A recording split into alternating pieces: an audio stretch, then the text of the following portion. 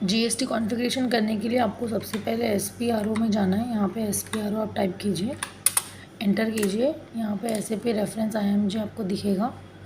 यहाँ पे जाने के बाद फाइनेंशियल अकाउंटिंग में जाइए, फाइनेंशियल अकाउंटिंग ग्लोबल सेटिंग्स।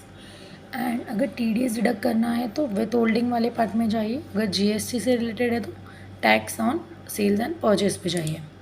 जैसे आप यहाँ पे जाओगे, बेसिक सेटिंग्स हैं, हमको तीनों करना है, बट फ़िलहाल हम सबसे पहले बेसिक सेटिंग्स करेंगे। सबसे पहले हम लोगों को यहाँ पे कैलकुलेशन प्रोसीजर फिट करना होगा, वो मुझे सेटिंग करना होगा। आप एग्जीक्यूट कीजिए।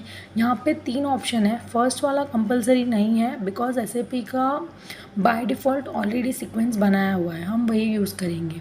आपको डायरेक्टली कहाँ जाना है, डिफाइन कंडीशन टाइप में। कंडीशन टाइप में आप जाके क्या डिफ़ाइन करोगे, आप ये डिफ़ाइन करोगे कि परचेस पे हम कौन से टाइप का टैक्स चार्ज करते हैं एंड सेल्स पे हम कौन से टाइप का टैक्स चार्ज करते हैं। परचेस पे हम इनपुट CGST चार्ज करते हैं, परचेस पे इनपुट एंड आउटपुट सेल्स पे।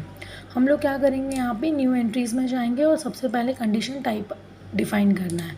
इंट्रा स्टेट रहा तो CGST SGST चार्ज होगा, इंटर स्टेट हुआ तो IGST चार्ज होगा। तो आपको इनपुट का 3 लेजर्स बनाना है, CGST SGST and IGST। And output का 3 लेजर्स बनेगा, input output and output CGST, output SGST and output IGST। तो सबसे पहले हम लोग यहाँ पे बना रहे हैं। तो यहाँ पे आने के लिए सबसे पहले इनपुट CGST चाहिए, तो मैंने IC ले लिया इनपुट CGST के लिए। मैं लास्ट में ले रही हूँ 99। आप यहाँ पे डिफ़ाइन कीजिए कि इनपुट GST जो आप चार्ज कर रहे हैं वो कौन सी कंपनी के लिए है, क्योंकि ऑलरेडी बाय डिफ़ॉल्ट बहुत सारी कंपनी के लिए रहेगा, सो आप वो डिफ़ाइन कर लीजिए। तो मैंने यहाँ पे बताया है इनपुट CGST नेस्ट एंड @ कितना % आप चार्ज करने वाले हैं वो भी आप यहाँ पे डिफ़ाइन ऑलरेडी कर सकते हो। सो चलो लेट्स अज्यूम हम लोग यहाँ पे 6% वाला चार्ज कर रहे हैं, तो 6%। Okay done. नेक्स्ट यहाँ पे एक्सेस सीक्वेंस जो मैं बोल रही थी ऑलरेडी डिफाइंड है। यहाँ पे आ जाइए। यहाँ पे बाय डिफ़ॉल्ट आपको जो टाइप करना है that is MWST। Condition class, अभी ये कंडीशन क्लास क्या है, अभी ये जो MWST था ना, ये टैक्स क्लासिफिकेशन है। हम लोग ये जो क्लासिफिकेशन कर रहे हैं वो क्यों कर रहे हैं, टैक्स क्लासिफिकेशन कर रहे हैं, इसके लिए हमने बताया। कंडीशन क्लास मतलब क्या, कंडीशन क्लास मतलब ये आप जो बना रहे हो वो क्या है, एक्सपेंडिचर है, टैक्स है, लाइबिलिटी है, एसेट है, क्या है ये, तो ये टैक्स है। तो टैक्स के लिए हम लोग यहाँ पे D प्रेस करते हैं, तो यहाँ पे आपको टैक्सेस दिखेगा। आप सर्च भी कर सकते हो। कैलकुलेशन टाइप, आपको ये जो GST टाइप करना है, इसका जो कैलकुलेशन करना है वो आपको कैसा रहेगा, फिक्स अमाउंट रहेगा या फिर आपको अमाउंट के ऊपर परसेंटेज कैलकुलेट करना है। मुझे यहाँ पे देखो मैंने परसेंटेज डिफाइन किया है, सो मुझे परसेंटेज क्लिक करना रहेगा। सो यहाँ पे आपको जस्ट आना है और आपको A प्रेस करना है, बिकॉज A फॉर परसेंटेज। आप सर्च कर सकते हो। परसेंटेज कैलकुलेट करने के बाद आपको जो अमाउंट आएगा उसको क्या बोलोगे आप, उसको भी हम लोग टैक्स बोलेंगे। तो टैक्स के लिए D टाइप करना है। D में भी 2 है, आपको कैपिटल वाला लेना है D, दैट इज़ टैक्स। आप यहाँ पे आइटम कंडीशन, अमाउंट, वैल्यू, ये जो 3 ऑप्शंस है इसको आप यहाँ पे टिक कर सकते हो।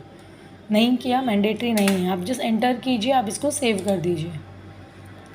कॉन्फ़िगरेशन पार्ट आ जाएगा, आप यहाँ से कॉन्फ़िगरेशन कर सकते हो कि हमने यहाँ पे क्या डिफ़ाइन किया, टैक्स प्रोसीजर डिफ़ाइन किया, नहीं कंडीशन टाइप डिफ़ाइन किया। तो आप यहाँ पे लिख सकते हो कि आपने कंडीशन टाइप डिफ़ाइन किया है GST केस में। ओके डन, चलो एंटर। तो ये एक हुआ। उसके बाद आपको सेम चीज़ आपको क्या करना है, जैसे आपने इसका किया, यहाँ पे आप टिक कीजिए, F6 करके आप कॉपी कर सकते हो एंड आपको जस्ट नाम चेंज करना है। तो IS कर देते हैं, C की जगह पे S आ जाएगा, दैट्स इट। तो IS आ गया। अभी हम लोगों को क्या चाहिए, कॉपी किया, IGST चाहिए, तो I आ जाएगा। ओके, बट IGST जो होगा वो आपका 12% फ्लैट रहेगा, तो यहाँ पे आने के बाद आपको 12% डिफाइन करना पड़ेगा। ओके, तो ये तीनों बन चुके हैं हमारे। ओके, अभी हम क्या करेंगे, हमारा ये हो गया, हमको इसके बाद अकाउंटिंग की प्रेस करना है। यहाँ पे हम लोग सेव कर देते हैं, अदरवाइज सेव नहीं होगा। प्रोसीजर हमारा 3rd स्टेप है। अभी हम लोगों को सेकंड के लिए अकाउंटिंग की पे आना है। तो ये पेज ऐसे ही ओपन रखिए, Ctrl N करके न्यू पेज पे जाइए। आप जैसे आप न्यू पेज पे जाओगे आपको OBCN डालना है। क्या करना है, OBCN। ये क्या है, डिफाइन अकाउंटिंग की।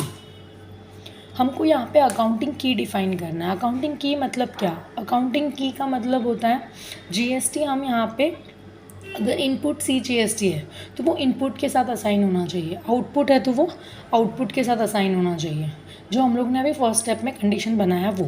तो न्यू एंट्री में जाते हैं। यहाँ पे आपको प्रोसेस में क्या करना है, 3 कैरेक्टर का अगर आपको वापस से करना पड़ेगा।